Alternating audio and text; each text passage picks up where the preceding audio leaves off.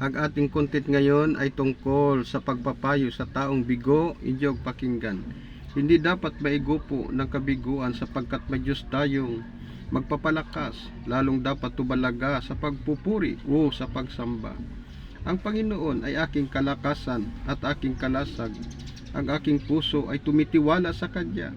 Ako'y nasakluluhan. Kaya't ang aking puso ay nagagalak ng mainam.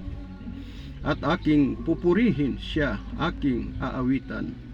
Ang dapat na panindigan ng nabuwal ay ang bumagon sa pamamagitan ng tulong ng Panginoon. Huwag kang magalak laban sa akin, o aking kaaway, sapagkat ako'y nabuwal, ako'y babagon pagka ako'y naupo sa kadiliban. Ang Panginooy magiging ilaw sa akin. Kung ang kabiguan naman ay parusa ng Diyos, ito'y dapat batahin may kapakumbabaan. Titiisin ko ang galit ng Panginoon sapagkat nagkasala ako sa Kanya. Magtitiis ako hanggang sa ipagtanggol niya ako at bigyan ng karunungan. Dadalhin niya ako sa kaliwanagan at makikita ko ang Kanyang pagliligtas. Pangakaaway ko, huwag ninyo akong pagtawanan dahil sa nangyari sa akin. Kung ako may nadapa, muli akong babagon. Kung ako may nasa kadiliman, ngayoy tatanglawan ako ng Panginoon.